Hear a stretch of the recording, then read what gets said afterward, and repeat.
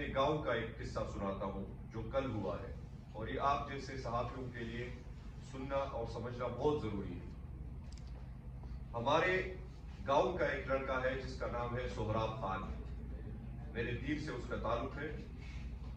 9 مئی کے کیسز میں اس کو بہتونات اور 4 سال سے انہوں نے قید کیا ہوا ہے۔ ابھی تک اس کے خلاف ایک بھی ایویڈنس پیش نہیں کیا گیا۔ 4 سال ایف ایس سی کا اسٹوڈنٹ ہے۔ کل 4 بجے اس کی ماں کی ڈیتھ ہوتی ہے، اس بچے کی ماں کی۔ اس کی ماں پچھلے 3 سال سے اس بیٹے کے غم میں، پہلے اس کا دماغی توازن خراب ہوتا ہے اور پھر اسی غم کی وجہ سے اس کو دل کا دورہ پڑتا ہے اور وہ فوت ہوتی ہے۔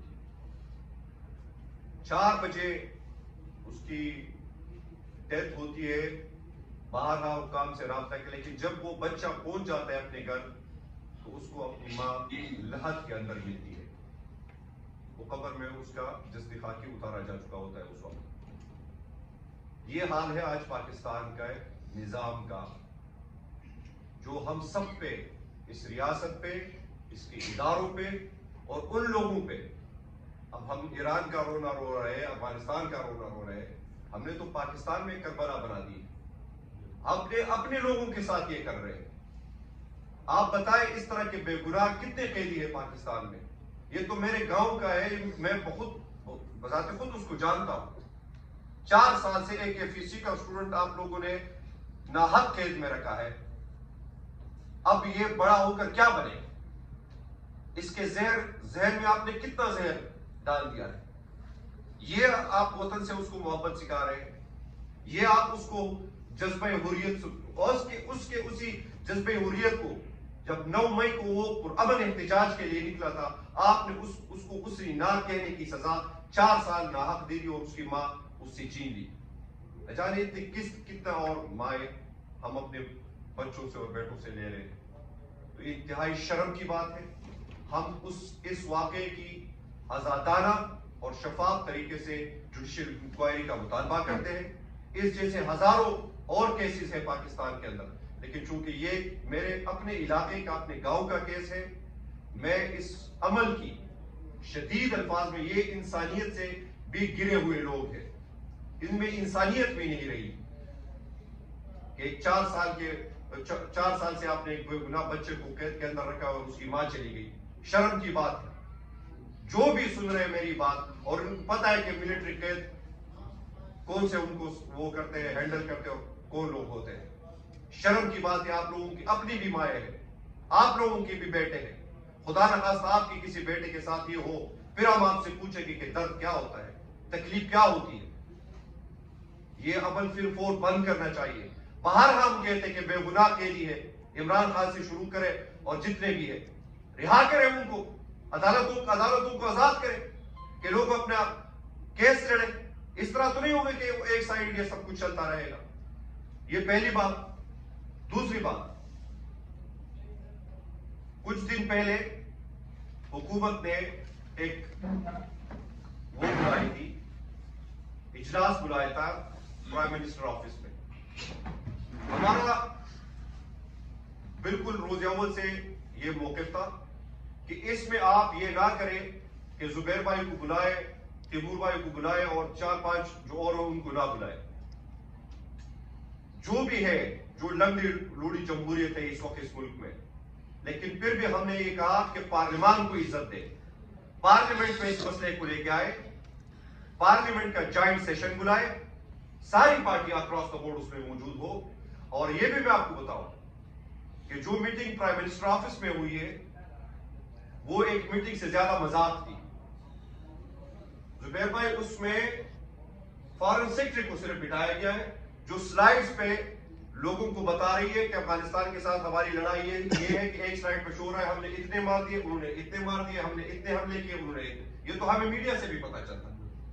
بھائی یہ بتائے کہ آپ افغانستان کے ساتھ جنگ کیوں کر رہے ہیں، وہ بھی جاننا چاہتی ہے۔ یہ ہمارا مطالبہ ہے۔ پورے پاکستان میں کسی کو نہیں پتا کہ افغانستان کے ساتھ اس وقت ہم کیوں لڑ رہے ہیں، مسئلہ کیا ہے ہمارا افغانستان کے ساتھ۔ آپ نے جن افغانوں کو یہ کہہ کر آپ یہ کریڈٹ لیتے رہے کہ ہم نے جو ہے نا ان کی اتنی سال میں نوازی کی، اور پھر جس ضلالت کے اور انسانیت سے گرے ہوئے انداز میں آپ نے ان کو نکالا، اور پھر ہم حملہ آور ہوئے.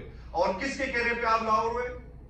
جس طرح زبیر بھائی نے کہا، اس نے کہ ڈونلڈ ٹرمپ جو اس ایران کے معصوم 136 بچوں کے خون کا وہ ہے، قاتل ہے، وہ اسکول پہ بمباری کر رہے ہیں. اور وہ اس وقت بھی اسکول پہ بمباری ایران پہ ہو رہی تھی میناب میں، جب کلاس روم میں بچے بیٹھے ہوئے تھے. اس ڈونلڈ ٹرمپ کا ساتھی آپ کو افغانستان کی جنگ میں کہہ رہے ہیں Pakistan is doing a great job. کس کو آپ الو بنا رہے ہیں؟ ہم یہ 25 کروڑ عوام کوئی بھیڑ بکریاں نہیں ہے. آپ کو بتانا پڑے گا کہ آپ یہی جو آج کابل کے اوپر لوگ بیٹھے ہیں، کل آپ کہہ رہے تھے کہ غلامی کی زنجیریں جو آزاد ہو گئی ہے. آپ جو ہے نا پوری قوم کو پتا ہے آج ایسا کیا ہو گیا کہ آپ بمباریاں کر رہے ہیں، سویلینز کو مار رہے ہیں، ادھر بھی کیجویلٹیز ہو رہی ہے. ہم تو نہیں چاہتے. تحریک تحفظ عین پاکستان امن کی دائی ہے. تحریک تحفظ عین پاکستان ہمیشہ امن کا ایجنڈا لے کے چلتی ہے. اور ہم نے بہرحال کہا ہے کہ اگر آپ اس مسئلے میں سیریس ہیں تو ہم اس میں آپ کو فیسیلیٹیٹ کر سکتے ہیں، کیونکہ اس میں سب سے بڑی اسٹیک ہولڈر خیبر پختونخوا کی حکومت ہے، وہاں کے قبائلی عوام ہے. آپ نے کس سے پوچھا ہے؟ کیا خیبر پختونخوا کی حکومت کو اس پورے معاملے میں جو ہو رہا ہے آن بورڈ کیا گیا؟ یقیناً ہرگز نہیں، مجھے پتا ہے. تو کس طرف یہ معاملہ لے کے جا رہے ہیں؟ دوسری بات، ایران کے حوالے سے ابھی تک پاکستان کی خارجہ پالیسی اور پاکستان کی ریاستی بیانیہ ایران کے حوالے سے بالکل بھی کلیئر نہیں ہے کہ ہم اس جنگ میں کس طرف کھڑے ہیں. خالی بیانوں سے کام نہیں چلتا. میں آج یہاں سے کہہ رہا ہوں کہ حکومت جوائنٹ سیشن ہو جائے، جس کا ہم نے مطالبہ کیا ہے. اس جوائنٹ سیشن میں قرارداد لے کے آئے، مذمت کرے جو آیت اللہ خامنئی صاحب کو شہید کیا گیا، جو رہبر اعظم تھے، جن کے ہمارے دلوں میں ان کے لیے بہت احترام ہے. مذمت کرے ان 136 بچوں کو جن کو امریکیوں نے مارا ہے، اسرائیلیوں صہیونیوں نے مارا ہے. لائے 170 سے اوپر ہے. پہلے جب وہ تو 136 رپورٹ ہوئے تھے، تو ہم اس میں ساتھ دیں گے. آپ تگڑے ہو جائے. آپ کس طرف کھڑے ہیں اس پورے سیناریو میں؟ اسلامی دنیا کس طرف کھڑی ہے؟ او آئی سی بن گئی ہے. ہم یہ مطالبہ کرتے ہیں کہ اگر پاکستان اس واقعے میں پاکستان کی ریاست واقعی مخلص ہے تو بلائے او آئی سی کی میٹنگ ہنگامی بنیادوں پہ. ہمیں تو شرم کے مارے ڈوب کے مر جانا چاہیے کہ انڈونیشیا کا صدر کہتا ہے کہ ہم اپنی بورڈ آف پیس کی ممبرشپ کو سسپینڈ کر رہے ہیں، لیکن پاکستان ابھی تک اس بورڈ آف پیس میں بیٹھا ہوا ہے. کیوں بیٹھے ہوئے؟ کیونکہ وہی بورڈ آف پیس تو حملہ ہو رہا ہے ایران کے اوپر.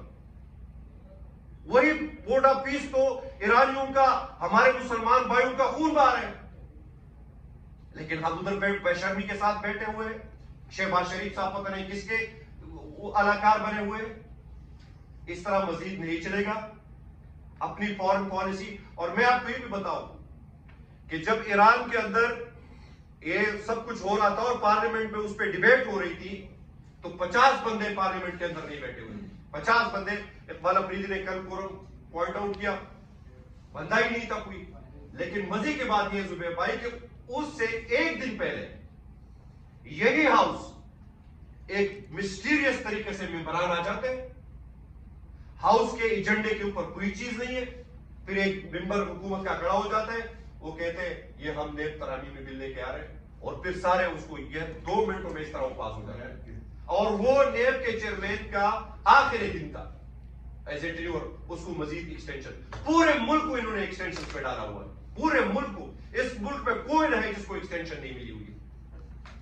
ہر ایک ملک. میں کہتا ہوں یہ حکومت، یہ ریاست عمران خان کی میڈیکل رپورٹ سے لے کر افغانستان سے لے کر ایران کے ساتھ ہر ایک چیز کو خفیہ رکھ رہی ہے. کون سی چیز چھپا رہے ہیں؟ کس چیز کا ان کو ڈر ہے؟ کیوں عوام کو فیس نہیں کر سکتے؟ کیوں پارلیمان میں نہیں آ سکتے؟ مزید میرے خیال میں یہ چیزیں نہیں چلیں گی. ریاست کی ترجیحات دیکھے کہ دونوں طرف سے ہم حالت جنگ میں ہیں. ملٹری کیمپ کا میں نے آپ کو واقعہ سنایا. کل جو تیمور بھائی نے ابھی جو کہا, جو سزائی ہوئی ہے, اس میں آپ ہمیں کیا پیغام دے رہے ہیں؟ عمران خان سے ملاقاتیں بند ہے, میڈیکل رپورٹس نہیں دی جا رہی ہے, فیملی کو نہیں مل رہا, لیکن قومی وحدت کی بات کریں, یونٹی کی بات کریں. کس طرح کریں جب آپ پاکستان کے اس لیڈر کو جو حقیقی آج پاکستان کے لوگوں کا وزیر اعظم ہے, جو 180 سیٹیں سے زیادہ لے چکا ہے, جو ناحق قید میں ہے, آپ نے اس کو جیل میں رکھا ہے, اور باہر ہمیں آپ بڑے دھڑلے سے کہتے ہیں کہ یونٹی کی بات کریں. ایسی یونٹی نہ ہو سکتی ہے, یہ عقل ہی نہیں مانتی اس یونٹی کو. تو اپنی ذرا قبلہ درست کریں. پاکستان حالت جنگ میں ہے, ہم دونوں طرف سے, اور یہ جو خطے میں جو کچھ ہو رہا ہے, کیا ہم بچ پائیں گے اس کی شعلوں سے؟ یہ تو آپ اور مجھے تو یہ جو حملہ ہے پاکستان کا افغانستان کے اوپر اور پھر ایران کے اوپر امریکہ اور صہیونی طاقتوں کا, اس کی گڑھ جوڑ کو بیان دے کے تو سوالات جنم لیتے ہیں. اور پہلے کہ اس سے پہلے کہ کون اس کے اوپر ریوارڈ کرے, آپ لوگ جواب دیں اس کا, پارلیمان میں آ کر اس کا جواب دیں. بہت شکریہ.